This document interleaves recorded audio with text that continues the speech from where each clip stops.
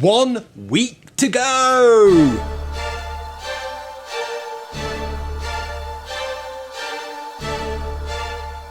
Yes, 1 week to go to Marathon Eryri, Snowdonia Marathon.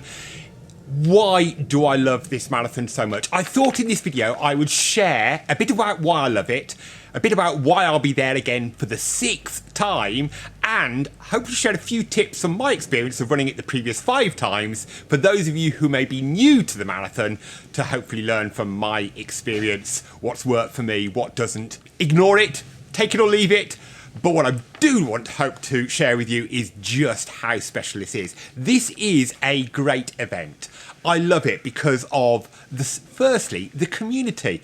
It just feels such a community event when you're running it. The support you get from the aid stations, the people that come out and cheer you on as you're finishing, the running community taking part in it, all of that. It just feels a real sense of community, especially having now done it several times. I see some of the same faces, we greet each other. It's just great. The scenery.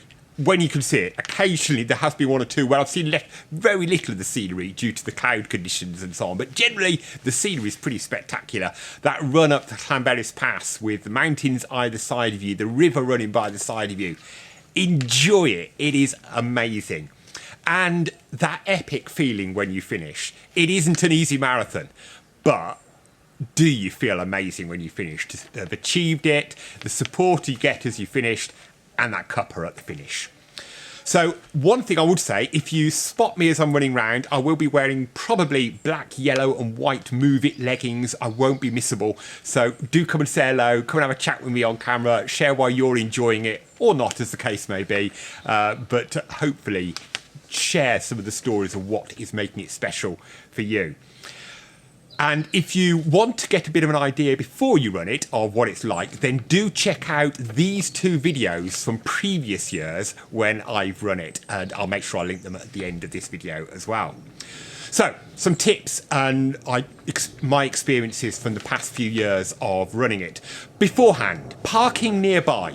I park by the lake. That does mean making sure you get there pretty early because those spaces do disappear. Otherwise you can get and park in car parks going out towards the Slate Museum. There's parking out there as well. There's generally no problem getting somewhere to park, but the later you are, the further you'll have to walk. And of course roads do start to get closed off, so make sure you are there in plenty of time. Picking up the numbers you can do Friday night up until 10:30. And again, first thing on the Saturday morning. I tend to always pick mine up the night before, then I'm not panicking on the morning. I can get it all pinned onto my vest and everything the night before. Make sure you bring your own safety pins. They don't provide them, so make sure you've got some means of putting it onto your top. Eating. The night before, there's a chip shop open.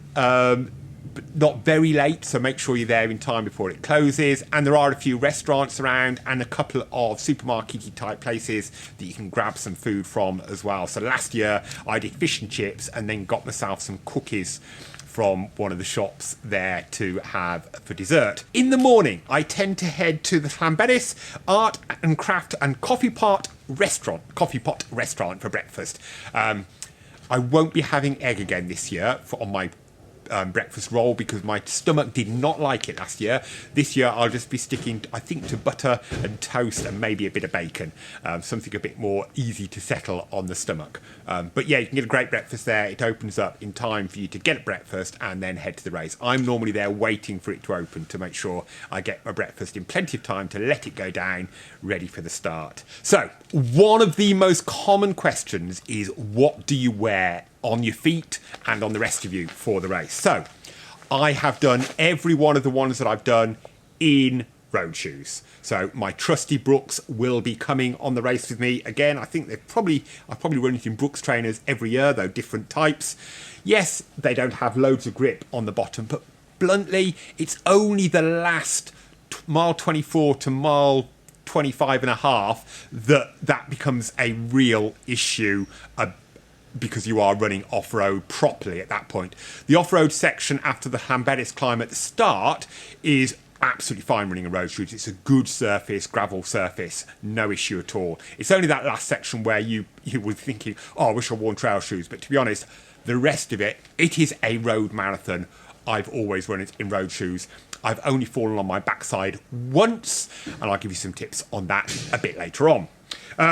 It's Snowdonia. It's that area. The weather conditions are changeable, so I do always take with me a waterproof. At the start, I'm often wearing this because while you're waiting around to get started, it's a little walk out of Llanberis to the actual start.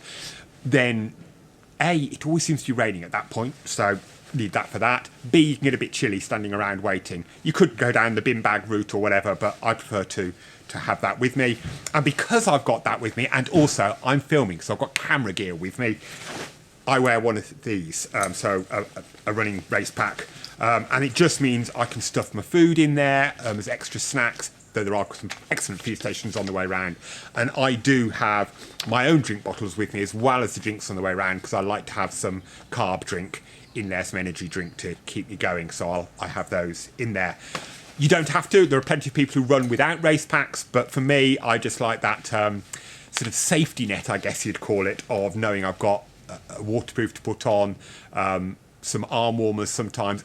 I have to have a buff with me. You know, it can be a sweatband or it can be something. And I also tend to wear a cap to just, if it is raining, keep the rain out my eyes. If it's sun shining, it could be, then to keep the sun out of my eyes. On the day. So the first question people often ask is, how does the pace compare with a conventional road marathon? I reckon the hilliness adds about 10% to a sort of normal, flattish road marathon. To give you an example, a few years ago in 2019, I did Snowdonia Marathon 4:01. It was my quickest one. I'm nowhere near that speed at the moment.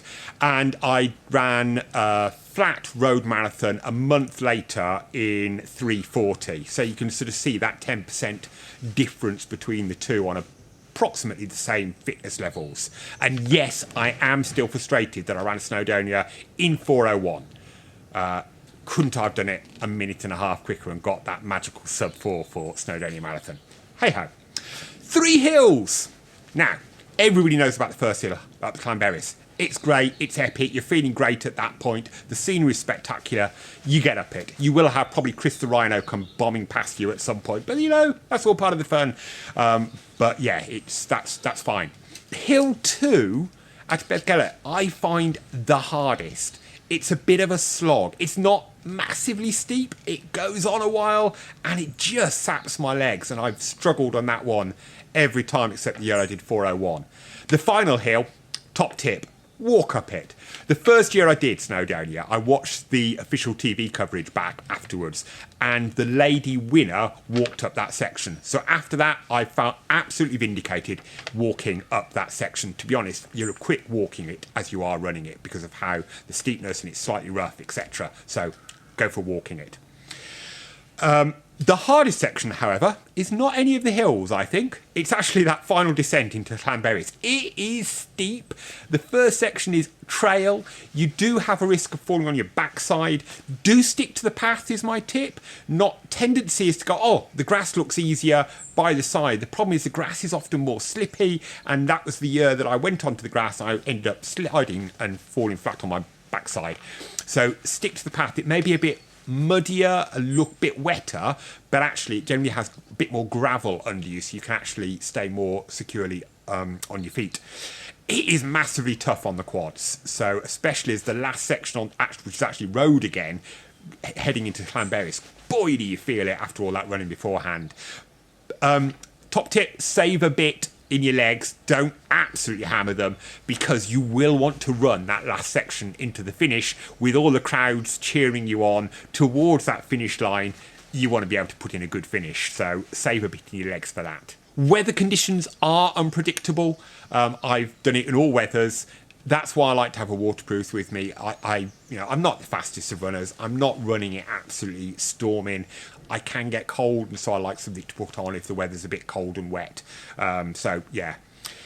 The aid stations are amazing. The support at them is fantastic. And there is the mile 24 one where you get a lovely hot sweet cup of tea and a piece of cake. It is fabulous. It is part of the reason I come back year after year. You will love it.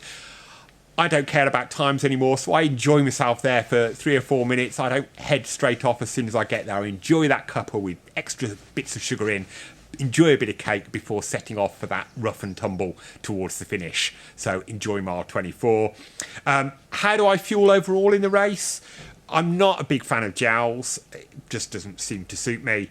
So I tend to have a mixture of Haribo, Cliff Blocks, and what I call sort of real foodie type things. So you've got your Cliff Box. They really suit me, work for me on the way around. And then I normally have some of these sort of energy bars which are a bit flapjacky or whatever, Cliff bars, that sort of thing, which have that sort of real food sense. As you can tell, I'm not running flat out. I don't need that sort of high intensity of gels, but I do also have my water with me on my race pack, which has got carb and energy, sort of an energy drink, and also replaces some of those salts and so on that you lose. That's my thing.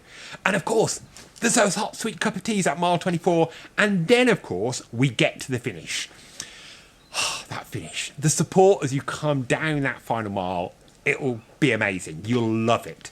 And then head round, you get your space blanket on to keep you nice and warm, because you often do get chilly quite quick at the finish, so do take that, wrap yourself up in it, head round the corner into the hut, and there will be more hot sweet cups of tea, biscuits, and the smell of loads of runners huddled in there, recovering, sort of looking like they've sat down in one of the chairs and are now wondering how they're going to get up. But amazing, a great sort of community set feel there at the finish. Enjoy that cuppa, enjoy that biscuit, and enjoy the whole event. I love it. 6th time this year. I'll probably be back for a few more yet if I can get through the ballot. Do come and say hello to me, and do check out these videos from previous times at Snowdonia. See you next week.